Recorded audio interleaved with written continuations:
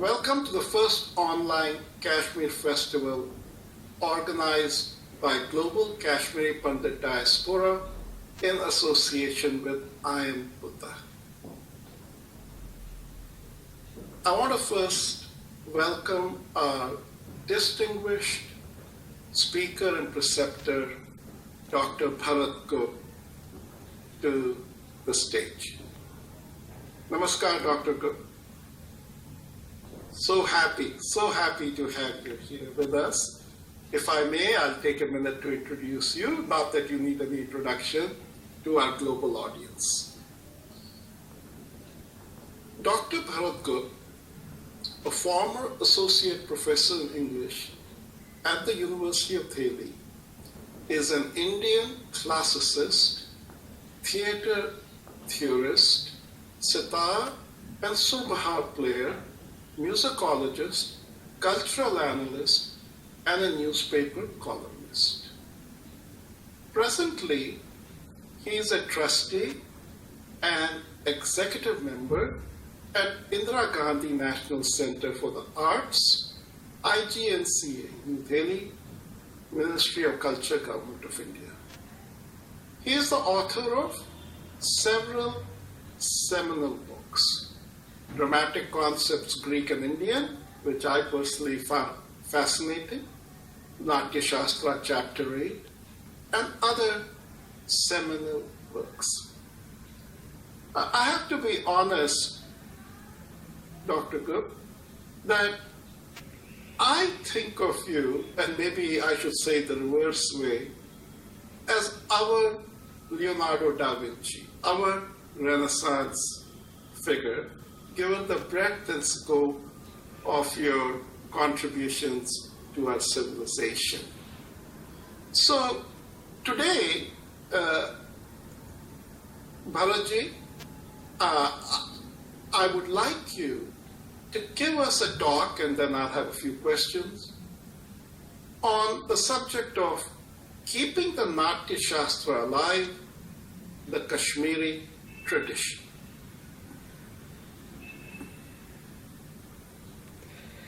Namaskar. Yastanmayad hriday samvadanakrameena drakchitra shakti gana bhumi vibhaga bhagi harshollasa parvikar jushah karoti vande tamam tamahamindu kalavatamsa. So I begin with this prayer which Abhinav Gupta has given at the very outset of his great commentary Abhinav Bharati to Shiva. And with that Mangalacharan, I come to the subject that is keeping Natyashastra alive, and in particular in the Kashmir tradition. Now, you see, the Natyashastra is one of the seminal texts of Indian knowledge system, if one may call it. It's a popular term these days. We can, in older language, call it Shastra Parampara or Vidya Parampara or Vangmay. Today in English we use this appellation, the system of knowledge. So Natyashastra is one of our seminal texts because it has been the foregrounding of a cardinal principle of life in the Indian tradition. And that is that the knowledge of the Vedic tradition, and Vedic doesn't mean just the Samhitas and the text or the mantras of the Samhitas, but all that flows, the so-called Vedamat, Upanishad and downwards. All that knowledge of the Vedamat is brought to the common man through performance, through Natya. Now this is a very prominent feature of our culture, something very specific, and that's why it was called Pancham Ved. And the ability to bring the deepest of the ideas to the simplest of the folks, to the simplest of the people. So Natyashastra is therefore a seminal text, not only a seminal text, but also a habit of culture. This is how culture in India thrived, and it was one of the devices of preserving and disseminating the culture. Now, I would say that we have to see the Kashmir contribution within the context of the All India activity regarding Natyashastra. Because Natyashastra, as it is obtained by us now, as it comes to us, and technically it is called Shat Sahasri, that is having 6,000 verses, attributed to Bharat Muni, the great compiler. Now, this has been performed all over India, and it was an all India text. The proof of that is not in the history of it as to who wrote it and where did it travel from where to where and what was the line of teachers, etc. The proof of it is in the art itself, because it was an all India art. When Natyashastra says that, look, as it says in the 17th chapter, that there are going to be 7 or 8 languages which would be included in theatre. It is a multilingual theatre. You know, all other theatres of the world have been unilingual. The great Greek theatre tradition was centered around Athens, you know, Attica, the area. Single language, more or less. But here we have 10 or 20 or 5 or 7, just according to the audience, it was always a multilingual tradition. And it's only in the 19th century that India came to see unilingual theatre. So it was an all India tradition. And the lives and the speech, the Vani, the Vak, of people from different parts of India was reflected in it. And I am never tired of saying, although Sanskrit scholars are always angry with me for saying this, that it was not Sanskrit theatre. Sanskrit was only 5-10% of it. The rest was all Prakrit. All music was in Prakrit. And there were many Prakrits in it. So it was an all India tradition. It was a multilingual tradition. And it constantly drew from all parts of India. It drew from all kinds of art forms. It evolved with different kinds of art forms over a period of time. Now, given this reality, there are still attempts to locate Bharat Muni. People say, well, Bharat Muni, where did he belong? Was he a Punjabi? Was he a Bengali? Was he a Kashmiri? There are many attempts to that. And fortunately or unfortunately, whichever way you look at it, there is very little reliable evidence to say that he belonged to this particular region of India. Because number one, he never talks about his ethnicity or even the ethnicities of his disciples, his 100 disciples, nor do they refer to a particular region as more important than other regions. So they talk about the growth of various kinds of arts in various regions. The languages from all over India, but there were certain art forms that came from very specifically certain areas of India, like music. As we all know, music in ancient times was called Gandharva. And Gandharv certainly belonged to Afghanistan, where there is no music now. And the Gandharvas belong to Afghanistan or that region. And these Gandharvas were the ones who invented Samgan, or the earliest singers of Samgan are Gandharvas. So it's very clear that this belonged to a region which is Afghanistan, present day Kandhar or Gandhar or Gandhar. That much we know. However, Gandharva has an all India application. And texts of music, or texts not even of music or musicology, but literary texts, were referring to music, the science of music, as Gandharva, even if they were composed, let's say, somewhere in the south. So the Saundarya Lahari, even if we believe it was not composed by the great Shankaracharya himself, but one of his disciples, was certainly composed somewhere in the south of India, it refers to the science of music as Gandharva. So in 7th, 8th or 9th century, whatever date you want to fix for that text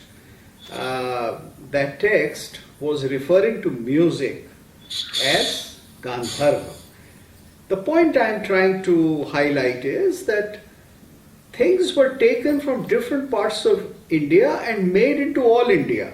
All India, not in the sense that they lost their local flavor, but all India in the sense that they became popular, applied, used, and people started liking them and using them from all over India. So when you see this particular aspect of Natyashastra, then it is very clear that Natyashastra belonged to the whole of India. And it is in the context of this that we have to see what is the contribution of Kashmir and where does the contribution begin, and also what is the evidence for that contribution. What is the historical evidence for that contribution. Now, if Bharat Muni cannot be located, if Bharat Muni cannot be pinned down, let me say, pinned down to one region of India, then we have to see what are the intellectual traditions that he follows. Although there is a single text today which goes by the name of Bharat Muni or Muni, as its compiler or praneta, or as the text says, Apta Purusha, that is the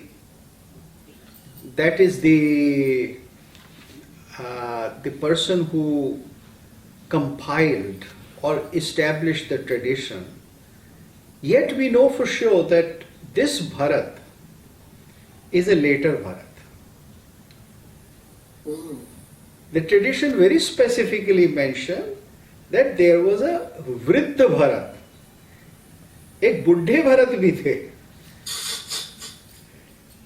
In other words, Bharat is not specifically an individual alone, but it is a line of great teachers or the preservers of the Shastra. So those who preserved, composed, realigned, enlarged, edited the tradition or the Shastra of Natya called the Natyashastra were Bharat. Because then you had a Vriddha Bharat, and maybe there was obviously an old elder to him, etc., etc. So Bharat Muni therefore is in himself more or less a composite or an all India phenomena. Then it is also said that Bharat Muni himself took two major traditions, the tradition of Brahma and the tradition of Shiva. The very first line, Pranamya Shirasa Devo, Pranamya Shirasa Devo, Pitamaha, I forget the exact line. It refers to Shiva and to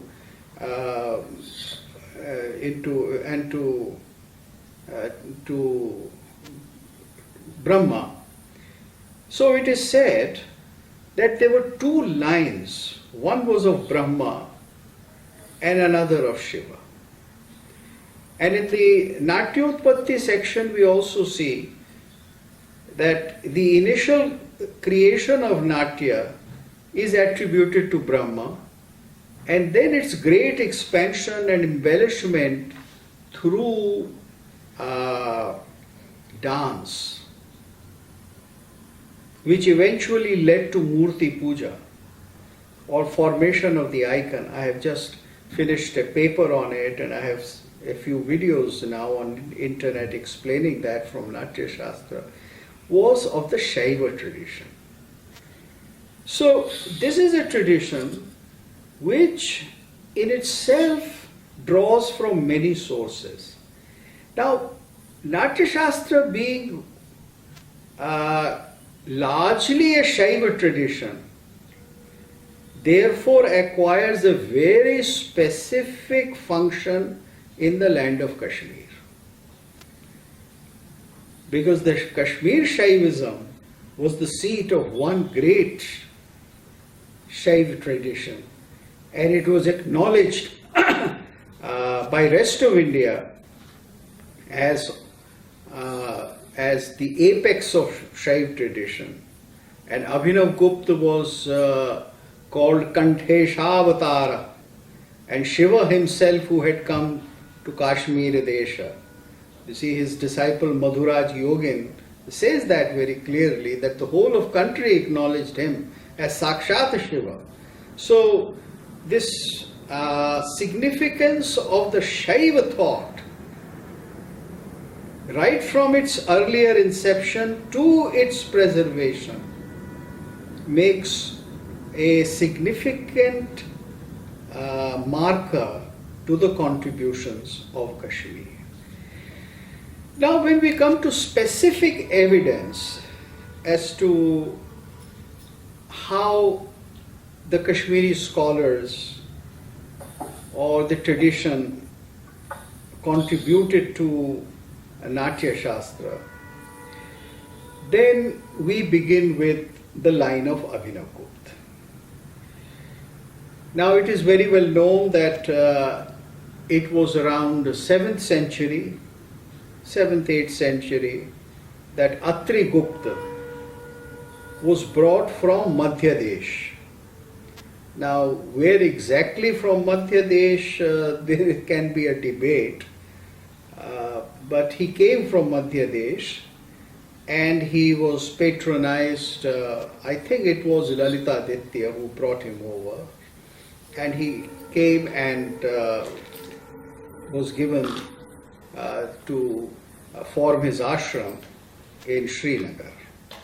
Now, it is from this place that the major tradition of the family of Abhinav Gupta begins.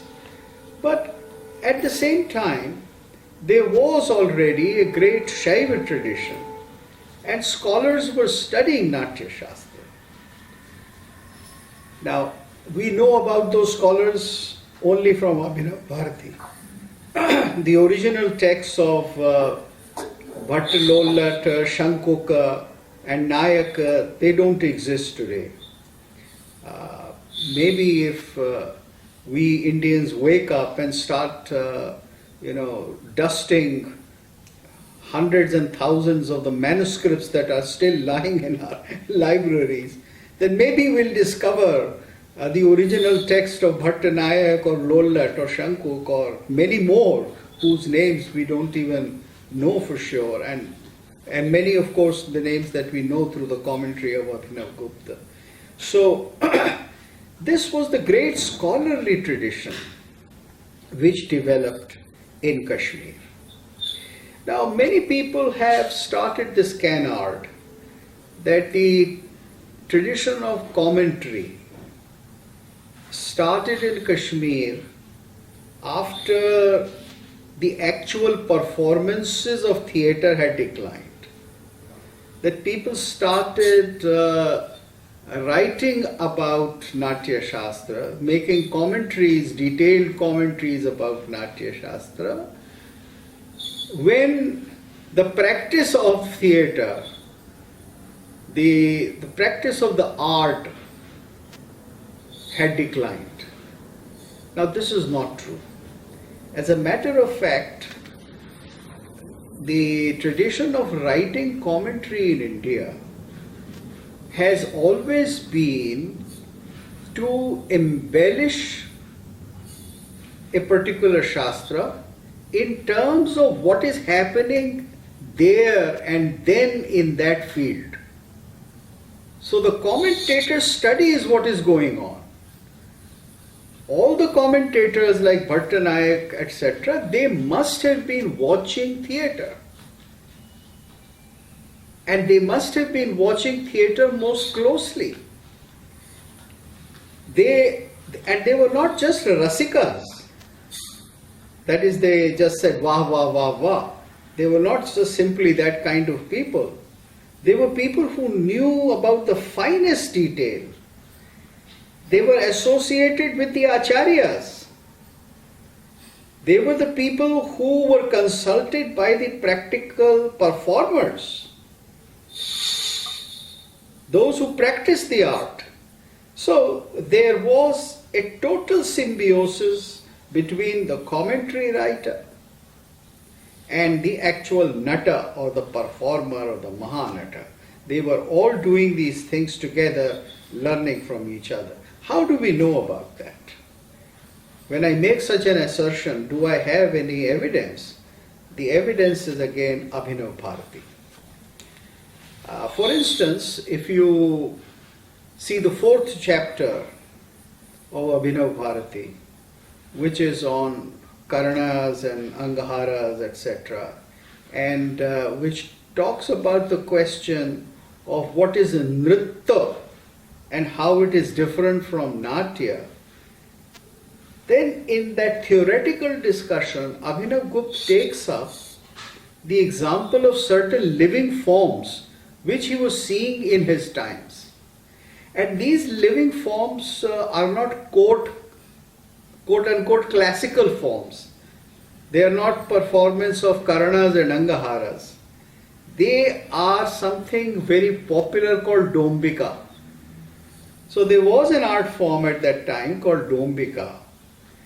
And it seems that Dombika, Dome, performers of Dome were all India. Again, they were not restricted to Kashmir.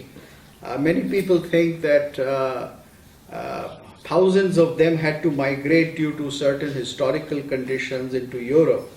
And they are the ancestors of the people called Rome or Romani or Gypsies. So Abhinav Gupta saw that Dombika, particular art form, and he gives example like this is what's happening here. This is what we see on the stage now. And he illustrates the difference between Natya and Nritya through the example of Dombika. I'm trying to establish that all these commentaries were based upon an acute observation of the art form. Of course, Abhinav was a musician.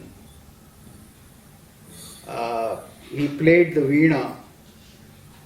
What kind of veena he played, we don't know, because it's just called Nad Veena. That by his left hand he is just strumming the Nad Veena, probably just listening to the background sound while he is dictating commentaries to his disciples. This is what we know from his pen portrait by Madhuraj Yogin, Draksha Ramasya Madhye, etc. You know that famous portrait. So Abhinav knew the art forms, and so did his previous commentators like Bhattanayak, Shankoka, Lollata, and various others. These are the three most prominent ones, and we have to understand that. This point has to be substantiated by another evidence, and that's the evidence that I want to give, that this is the philosophic background that I want to talk about, something which you also indicated. You see, the Shaiva tradition of Kashmir is a Rasik tradition.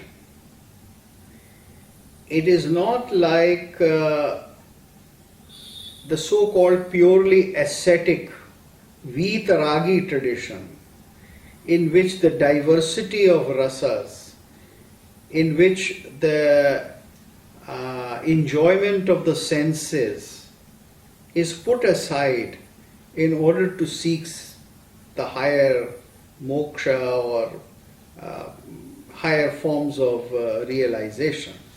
It is something which is based and rooted in this world. It's not a doctrine of Maya that predominates there. No. So, now if this world is not only real, but it is also a world full of rasa, then practice of every kind of art is crucial. It is through the senses that you transcend the senses.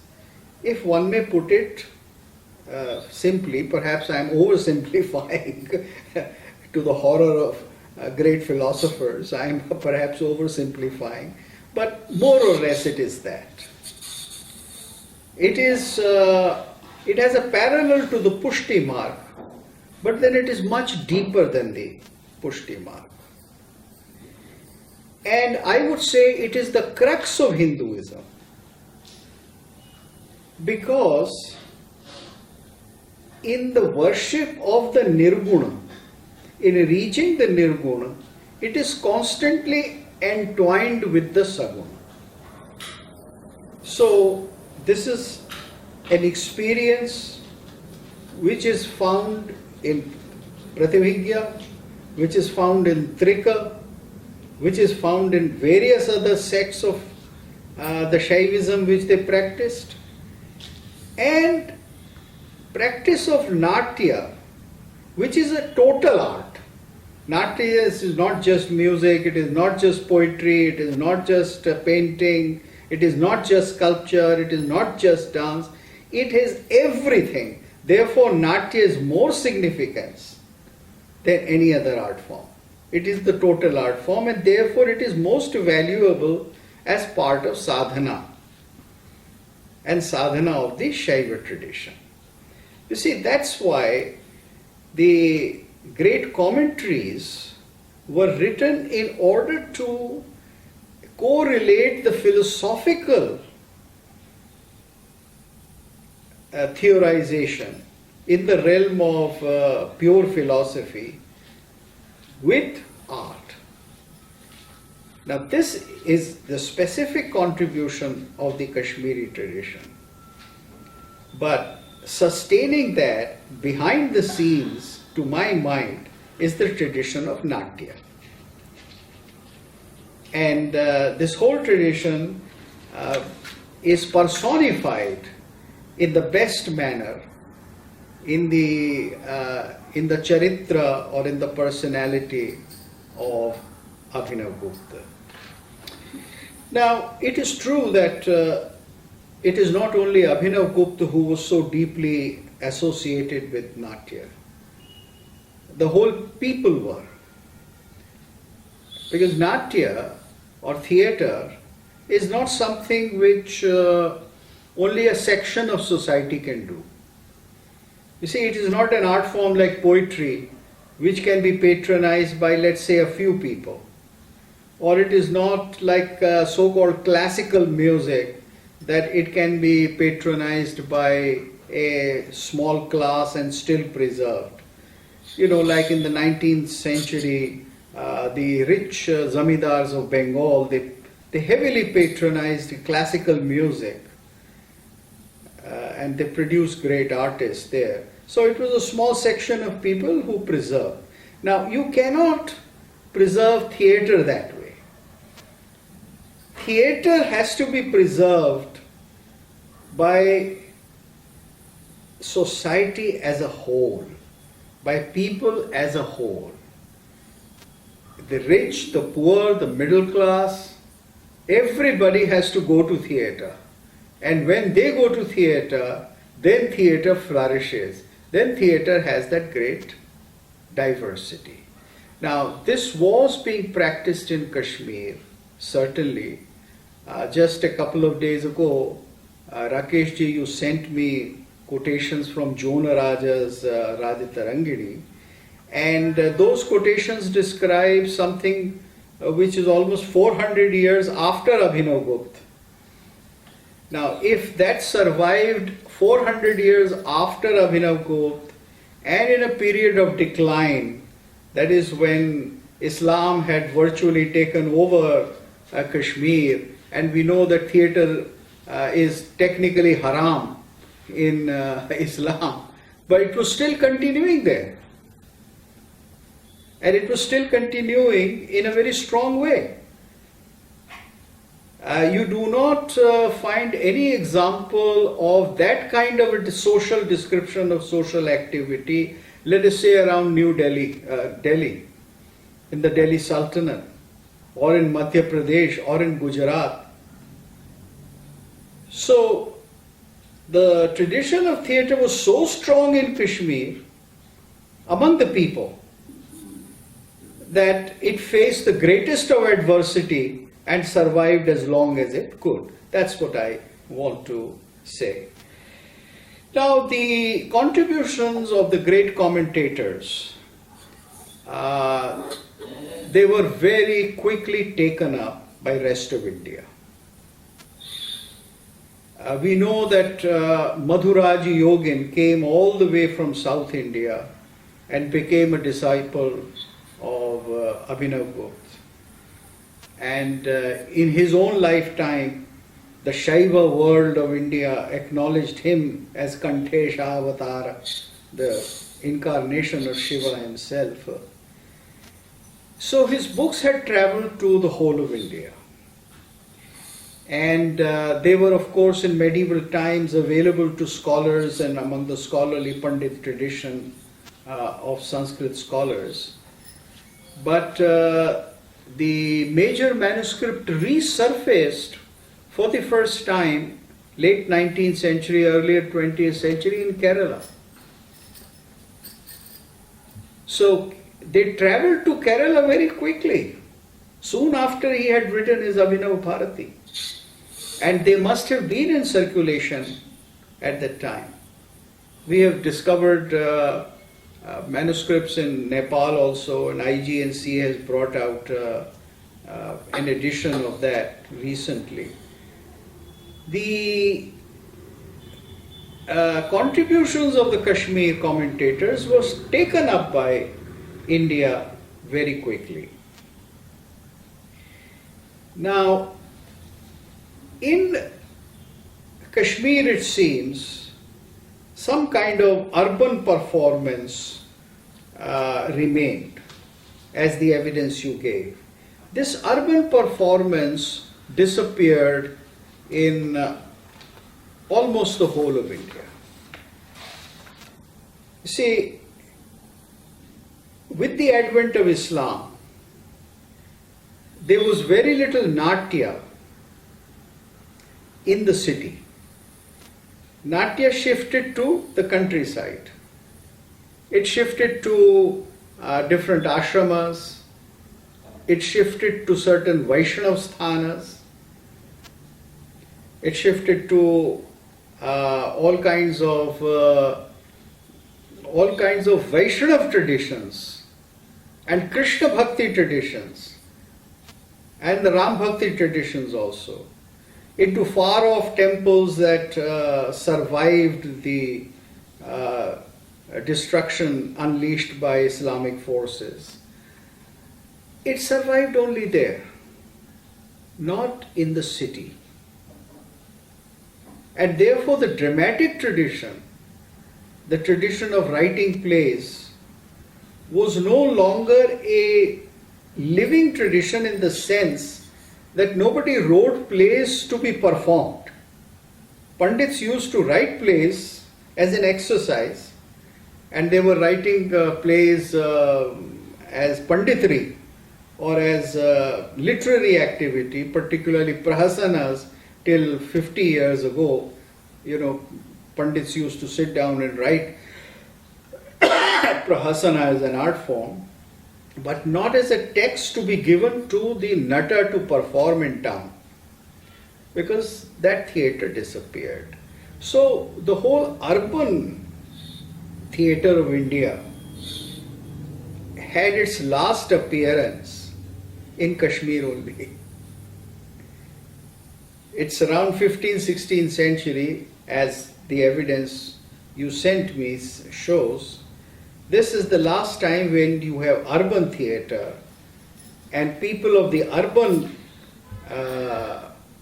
origin going to far off places to celebrate festivals. So there is a connection between the town and the temple, between the sacred places and the areas of performance. Now this does not exist in the rest of India except in very small pockets and certain temple complexes. And there the nature of theatre changes. What we have is temple dances. What we have is Natya theatre more relevant to the ashram, more relevant to Krishna Bhakti, Rama Bhakti, or to the Archana Puja of a given temple. But not a theatre which was based on, not a theatre which was based upon worldly stories. The theatre was based only on godly stories. So I think Kashmir made a seminal contribution. It's most memorable. It's something rest of India will always and always be grateful to it. Thank you. Most remarkable, and Bharatji, this whole Kashmir festival is about Kashmir's Pratibha and Yogda, and you have in a very short time done an extraordinary job of introducing us to it. Can I ask you a few questions we can explore a little bit more? My pleasure, sir. My pleasure. The first one, as I was listening to the very beginning, you mentioned that in the text there is no location, there is no description of identity. What is the possibility that this was a traveling troupe of actors, that this troupe of 100 sons actually traveled, not just was in Afghanistan or Kashmir or whatever, but traveled? Because, I mean, at the end of the day, this seems to have been a very vast enterprise, and one presumes they would go from city to city, and that may have been the reason why it became pan-Indian. With the multiple languages. Well, that is it. That is it. It was being performed, and professional actors and actresses, because in Indian theatre, women are made to perform right from the start. And Natyashastra provides the evidence that when they tried to perform with men only, it was a miserable failure. And God told them, don't be stupid now. Please bring in the women. So the performers performed all over India. But then, those who were studious, those who recorded their performances, those who made shastras out of their performance. You see, because shastra is shasanopaya. It is an upaya to provide a discipline. So then there were thinkers about the art. Now these thinkers were located in certain places, but they were also exchanging notes across India. They were writing commentaries, editing texts, making formulations and passing them on to other corners of India. So, from the very earliest time, the evidence shows that scholarship traveled just as performers traveled. Sure, sure. So talking about travel, we've talked a lot about India, but I want to take you back to your PhD. All right. Which clearly in retrospect was sort of you debuting your prowess and an early indicator of your genius. Where you did this PhD on poetics of Aristotle and Bharata's Natyashastra. And when you date Aristotle and you date Bharata and you date Alexander's invasion and you look at Gandhara, what is the possibility that there was some osmosis, some exchange, so that this rigid idea that something is, locked in as Greek or locked in as Indian, that maybe during that time, provenance may have had some importance, but flow could also have been a contributor. What are your thoughts as you look at your PhD? See, when I started my, I wouldn't say PhD, because my PhD came almost 25 years after my exploration of the subject. Oh, You see, I had started exploring this thing in 1970, and my PhD was written in 91, 20 years later. I took 20 years to explore, to see, to learn language, to learn Greek, ancient Greek, and of course Sanskrit I had, and to see the sources and to go really deep into it. But the driving force was this. The idea when I saw the performing traditions of India, and when I read about, because I had not been to Greece in 70s, when I read about the performance of Greek plays, then I said, look, what they tell me from London and New York and all this British scholarship or German, this is not talking about actual performance. They're talking about written plays, which they are reading from the Greek side and from the Indian side. So I was studying the Natyashastra and I was studying the actual performing traditions of Greece simultaneously. From 1970-71 onwards, I started doing that. Natyashastra gave me a clear, deep analysis of what was the Indian performance. And then various other sources, books written on how plays were actually performed. Very at that time famous works like Picard Cambridge and Eagleton and various others back in 1920 and 1950 onwards. The performance showed me that the real thing is in performance. And what is presented as Greek theatre is only an imagination of the Europeans about Greek theatre. You see, the truth of the matter is that the Christians, they eliminated Greek theatre because they said this is ungodly. So Greek theatre was put to death. It was revived, it survived as morality plays and small Christian plays, but it was revived in Europe much later on, in around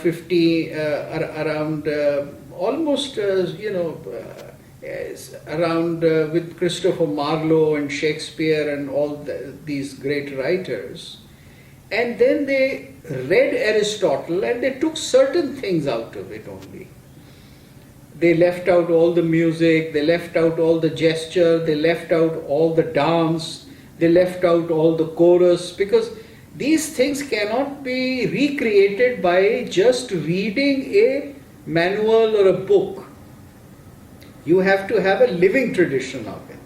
So they created a theatre. It was great, it was wonderful. We hats off to all these great writers like Shakespeare and Racine and all that. But this was European theatre.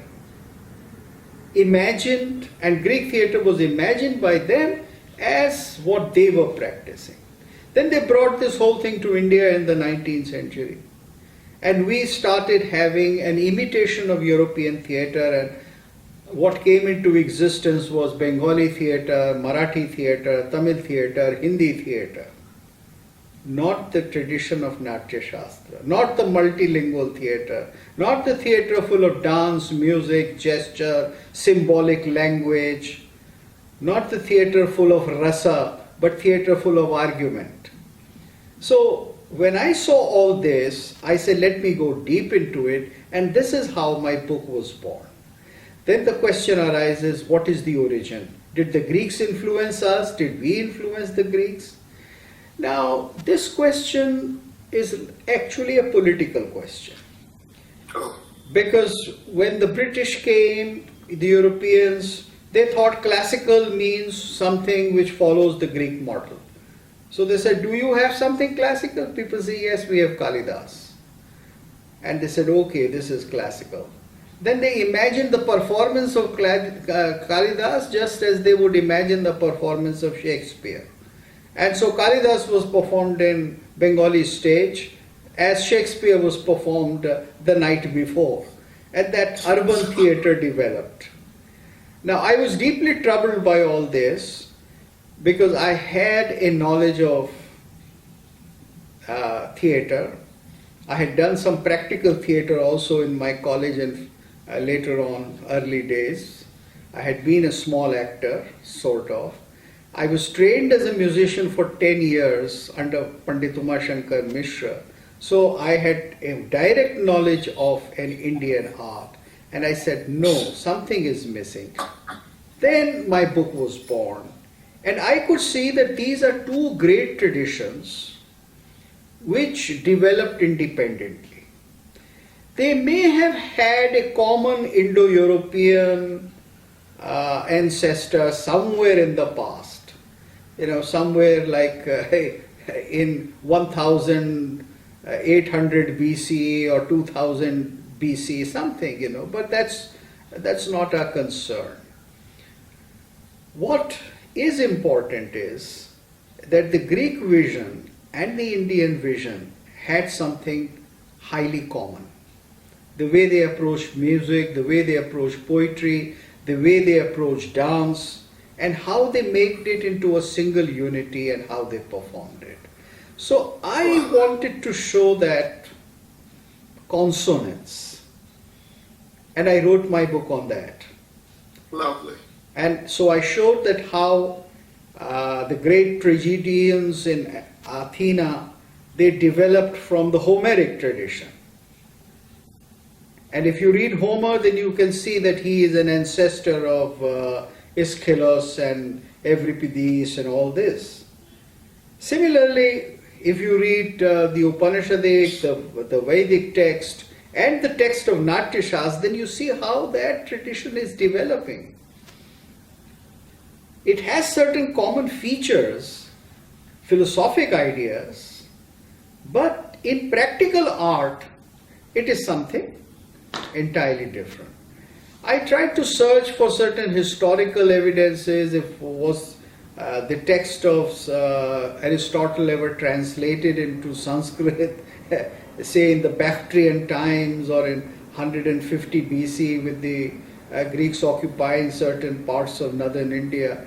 But nothing of that sort is available. So I stuck to what is available in terms of hard evidence, and I didn't find any. So I rested my case by showing the similarities and of course the many differences. Like we don't use the mask, and there are various reasons, and we have a different kind of theater house, and they have amphitheaters. So all these differences are there, and all these similarities are there. And I made a category of what I called aeropraxis, sacred action.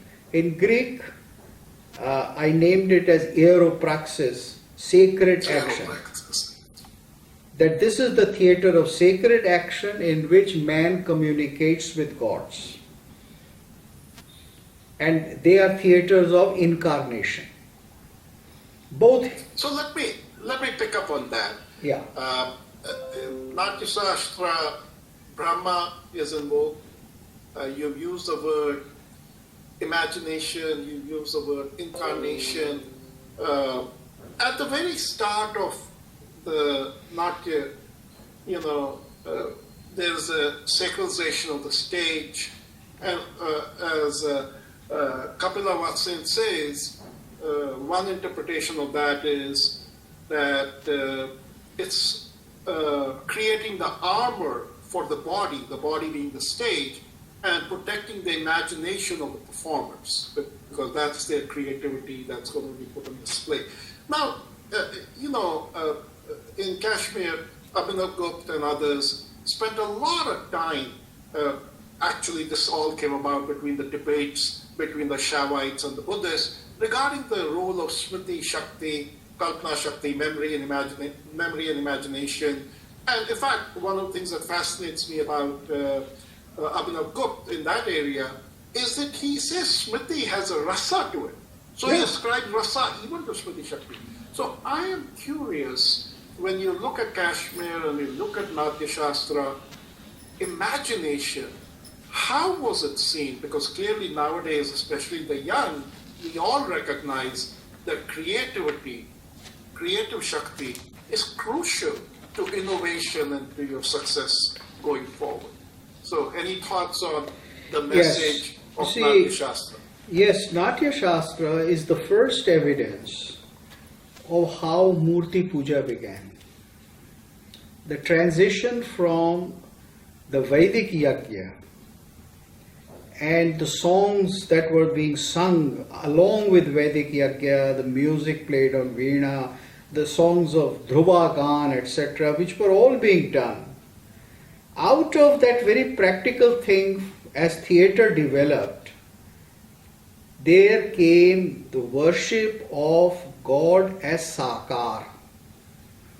And you have very clear evidence of this in the 4th chapter, because Shiva teaches, through Tandu, Shiva teaches Bharata Muni, the Angaharas, Karana's Angaharas, and he also teaches him Pindi Bandhas. Now, what is Pindi Bandha?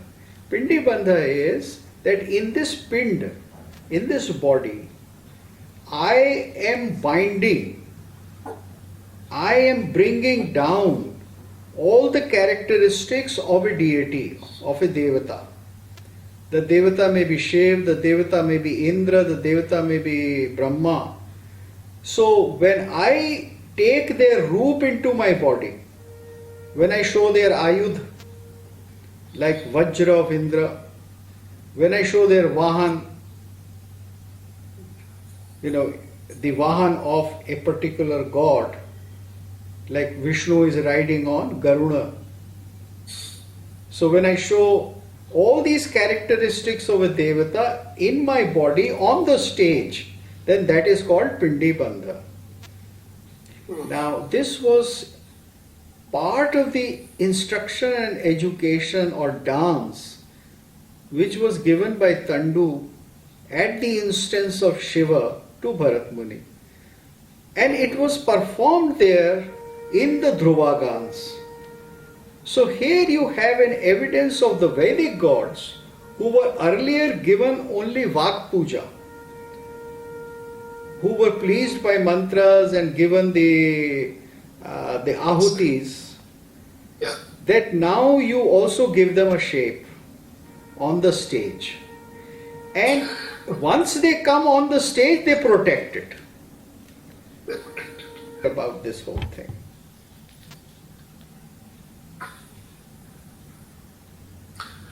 Well, I have to say that your talk today, Bharatji, if there's one rasa I am left with, it is the Adbhut rasa. You have been simply, you have created magic with what you have shared with us. Thank you so much, and dhanyavad, and we look forward to learning more from you as we progress together. I'm grateful to you all for giving me this opportunity. I have just regurgitated what I have learned from some of my gurus. It's nothing original.